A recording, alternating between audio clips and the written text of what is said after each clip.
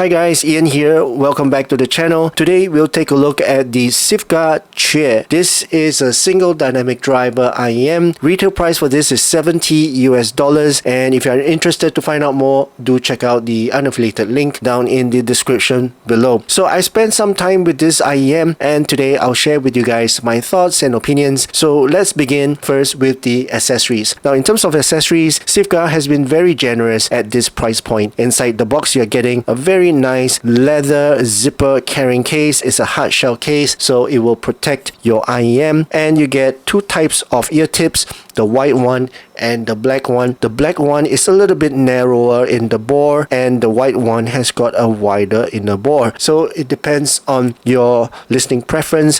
Just tip roll and find out which one will suit you better. And of course you get the user guide and you get a very premium, nice, high quality 2-pin connector, silver plated, oxygen free copper cable terminated with a 3.5mm headphone jack. This cable is so premium feeling and I love this cable very much. Now moving on to the design and build quality, the Sivga chair looks absolutely stunning. It features a teardrop shaped shell with a beautiful North American white maple faceplate. This gives a very classy look, premium and aesthetics looking. For the build quality, is built like a tank. The main housing is crafted from a durable zinc alloy which gives the earpiece a reassuring heft. They feel incredibly luxurious and definitely punch way above their $70 price tag in terms of build quality. Now as for the fit and comfort, the teardrop shape sits very ergonomically in my ear. Now because of the zinc alloy shell, they do have a bit of weight to them, coming in at about 10 grams per side, but they don't feel fatiguing over long listening sessions. I will note that the nozzles are a little bit on the shorter side, so depending on your ear anatomy, you might need to do some tip rolling to get that perfect seal and secure fit. But overall, they are very comfortable to wear. Alright, so now let's talk about the sound performance of these IEMs. First, let's talk about the compatibility, and I tried this with my MacBook, PC, DABs and DACs, and because of its sound signature, I recommend pairing this with a clean, neutral or highly analytical source, something that has got an ESS DAC chip inside, like the Moondrop Dawn Pro or the Cristal M15, which will work wonders here to tighten up that low end and open up the treble, balancing out the overall warmth of the IEM. Now in terms of tone and timbre, this is where the Sivga chair truly shines. Acoustic instruments like guitars and cellos, they sound incredibly organic and true to life. It leans very heavily towards an analog feel. It sounds lush, smooth and very forgiving. Now this is a very warm sounding set. There is zero coldness or sterility to the sound. The balance is definitely skewed towards the lower end, making it a bassy, dark and musical leaning IEM rather than a referencing monitor. Now let's talk about the technical performance. First, the soundstage. The width is actually very impressive for the price point, pushing just outside the head. However, depth and height are fairly average. It lacks a bit of the 3D holography and 3D projection you would get from more technical sets. As for sound separation, is pretty decent on acoustic tracks but can struggle a little bit to keep things distinct on faster and more complex tracks. Now in terms of sound layering, left to right channel distinction is okay, but imaging precision takes a hit, especially in busy tracks where the heavy mid-bass can blur the lines between the instruments. In terms of detail retrieval, micro details in reverb tails and background elements are somewhat masked by the warmth. Low volume articulations like breathy vocals or subtle cymbals take a backseat. You'll find the performance actually improves a bit at high volumes where the treble can finally push through the thick low end. As for resolution, overall sharpness and refinement are just pretty average. It lacks the ability to easily distinguish overlapping instruments.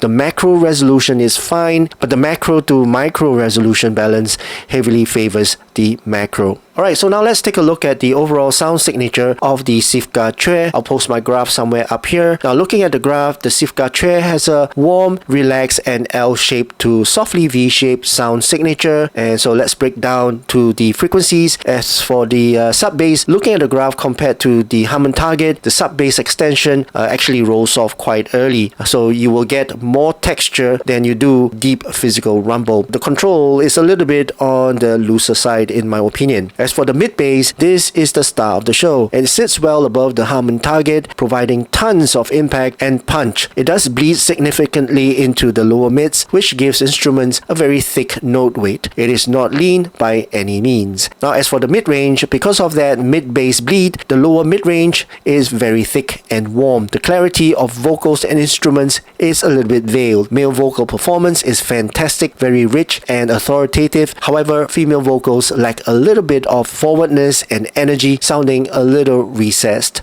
As for the pinna gain, the naturalness of the ear gain rise is very safe. It peaks early at around 2 kHz and sits almost 10 dB below the Harman target. This means there is absolutely zero sibilance or shout here. Tonal accuracy in the upper mids is very relaxed and colored. As for treble, the extension dips heavily in the presence region before a minor peak at 8 kHz and some upper air sparkle at around 13 kHz. And it is completely devoid of harshness, peakiness or fatigue. However, because of this dark tuning, the perceived resolution from treble content is quite low. Alright, so that's the overall sound signature of the Sivga chair. Now let's compare this with the Moondrop Aria 2. In terms of tuning, the Aria 2 follows a much more traditional Harman neutral curve. It has a significantly cleaner mid-range, less mid-bass bleed, and much more energetic and forward upper mids and treble. The Sivga chair is noticeably darker, thicker, and warmer. Now in terms of technical performance, the Aria 2 beats the chair when it comes to detail retrieval, imaging, precision, and overall resolution. However, the Sivga chair offers a wider soundstage and a much more natural analog timbre that makes the Aria 2 sound slightly metallic in comparison. Alright, so let's conclude, and at $70 the Sivga chair is a fantastic value for a very specific type of listener. Now if you are a detail head looking for critical listening, this IEM is not for you. But if you want a beautiful, incredibly well built wooden IEM that provides a warm, thick and fatigue-free analog listening experience for genres like jazz, acoustic and classic rock, then this is a very solid pick for you,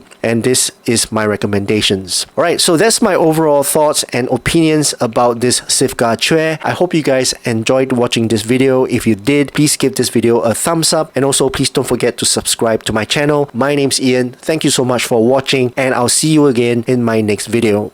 Cheers.